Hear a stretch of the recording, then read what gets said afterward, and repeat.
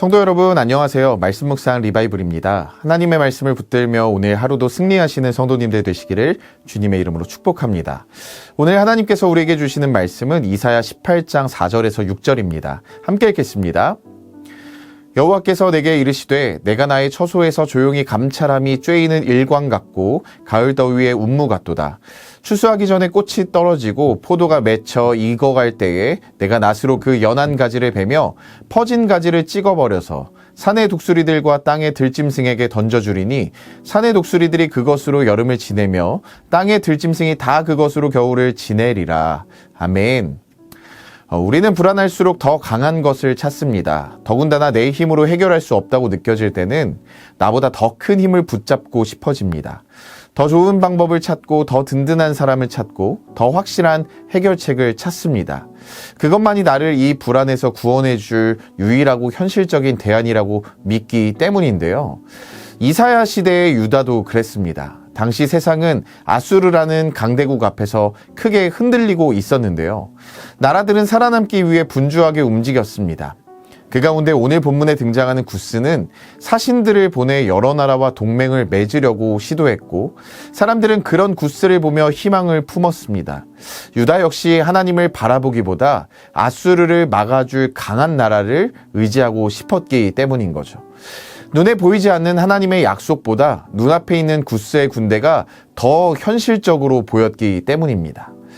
인간적인 계산으로 볼 때 구스를 의지하는 것은 신앙의 부족이 아니라 가장 빠르고 합리적인 생존 전략처럼 보였던 것입니다. 그런데 하나님은 바로 그 구스를 향해 심판을 선언하시면서 뜻밖의 말씀을 하십니다. 나는 나의 처소에서 조용히 감찰하겠다라고요. 그런데 이해가 되지 않는 것이 조용히 감찰하시겠다라는 말씀이 어떻게 심판의 메시지가 되는 것일까요? 4절의 후반부를 보시면 그 의미가 어떤 것인지 분명하게 드러나는데요. 하나님은 자신의 모습을 햇빛과 운무, 즉 이슬에 비유하시는데요. 햇빛은 소리를 내지 않고 이슬도 눈에 띄지 않게 조용히 내립니다. 그러나 조용하다고 해서 아무 일도 일어나지 않는 것은 아니죠. 곡식이 익어가고 열매가 익어가듯 점점 추수의 때를 향해서 나아가게 되는 것입니다. 마찬가지로 사람의 눈에는 보이지 않을 뿐 하나님은 바로 그 추수의 때를 향해서 조용하게 움직이고 계시다는 것입니다. 그런데 이 추수의 때는 어떤 의미인가 하면 이제는 됐다, 추수하면 되겠다 라고 여길 때를 말씀하고 계시는데요. 그리고 그때가 되면 하나님은 추수하기 전에 내가 가지를 베겠다, 찍어버리겠다며 확실하게 심판을 말씀하고 계시는 것입니다. 유다 사람들은 구스를 붙들면 살 수 있다고 생각했습니다. 그러나 하나님은 사람들이 의지하던 힘을 추수하기 직전에 단숨에 꺾어버리시겠다고 말씀하고 계시는 것입니다. 그런 점에서 구스의 얄팍한 계산과 현실적인 분주함을 의지하지 말라고 오늘 본문을 통해서 우리에게 들려주고 계시다라는 것입니다. 여러분, 그런데 우리의 모습도 이와 같지 않습니까? 어려움이 찾아오면 우리는 가장 먼저 계산하기 시작합니다. 무엇을 준비해야 할지, 누구를 찾아가야 할지, 어떤 방법이 가장 현실적일지를 생각하죠. 물론 책임 있게 준비하는 것은 필요합니다. 그러나 우리의 마음이 하나님보다 그것들을 더 의지하고 있다면 우리 역시 구스를 바라보며 안심하던 유다의 어리석은 모습과 크게 다르지 않다라는 것입니다. 어쩌면 하나님께서 조용히 계신 것처럼 느껴지는 시간은 우리에게 다른 의지처를 내려놓을 기회를 주시는 시간인지도 모릅니다. 하나님은 우리의 불안을 외면하시는 분이 아니라 우리의 시선이 하나님 아닌 다른 곳으로 향하지 않도록 붙드시는 분이십니다. 조용히 감찰하신다는 것은 아무것도 하지 않으신다는 뜻이 아니라 하나님이 모든 것을 주관하고 계시다라는 뜻을 우리에게 들려주고 있는 것입니다. 사랑하는 성도님들, 유다는 구스를 바라보며 안심하려 했습니다. 눈에 보이는 강한 나라가 자신들을 지켜줄 것이라고 믿었습니다. 그러나 하나님께서는 구스도 사람이 의지하는 그 힘도 결국 무너질 것이라고 오늘 본문을 통해 말씀하십니다.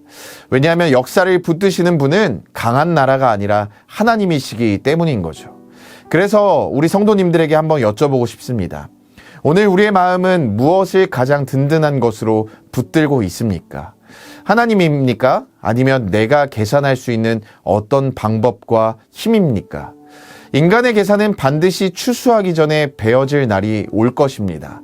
하나님은 오늘도 조용히 역사를 감찰하시며 가장 선한 때에 가장 정확하게 일하시는 분이십니다. 그러므로 눈에 보이는 힘을 의지하기보다 역사를 조용히 감찰하시며 다스리시고 심판하시는 하나님을 더욱 신뢰하시는 오늘 하루를 살아가는 우리 성도님들이 되기를 소망합니다. 주님만이 우리의 유일한 구원자이십니다. 주님만이 우리가 유일하게 의지할 분이십니다. 라고 고백하며 오늘 하루를 믿음으로 살아내시는 우리 엘사랑교회 모든 성도님들이 다 되시기를 주님의 이름으로 축복합니다. 기도하겠습니다. 사랑하는 주님, 눈에 보이는 세상의 힘과 우리의 얄팍한 계산을 내려놓고 보이지 않는 곳에서 역사를 주관하시며 가장 선한 때에 일하시는 하나님만을 온전히 신뢰하는 우리가 될 수 있도록 인도하여 주시옵소서. 때로는 주님의 침묵이 길게 느껴질지라도 햇빛과 이슬처럼 조용히 그러나 한치의 오차 없이 일하시는 주님의 섭리를 믿음의 눈으로 바라보기를 원합니다. 우리가 움켜쥔 헛된 의지처들이 무너지기 전에 스스로 먼저 주님 앞에 엎드리게 하시고 오직 주님만이 우리의 유일한 구원자이심을 매일의 삶으로 고백하는 우리 모든 엘사랑교회 성도님들이 될 수 있도록 인도하여 주시옵소서. 그렇게 이끌어 가실 주님을 찬양하며 우리와 함께 하시는 예수님의 이름으로 간절히 기도합니다. 아멘. 우리 오늘 두 가지의 기도 제목을 주님 앞에 올려드리시면서 함께 기도하며 나아가기를 소망합니다. 먼저는 불안하고 막막한 상황 속에서도 세상의 방법이 아닌 유일한 구원자이신 하나님만을 가장 든든한 피난처로 삼고 의지하는 우리가 될 수 있도록 인도하여 주시옵소서 라고 기도할 수 있기를 바라고요. 두 번째로는 내 뜻대로 되지 않는 기다림의 시간 속에서도 조급해하지 않고 조용히 역사를 감찰하시며 일하시는 주님의 완벽한 때를 신뢰하는 굳건한 믿음을 우리에게 허락하여 주시옵소서 라는 기도 제목을 주님 앞에 올려드리시며 우리 이 시간 함께 마음을 모아 기도하도록 하겠습니다. 기도하겠습니다.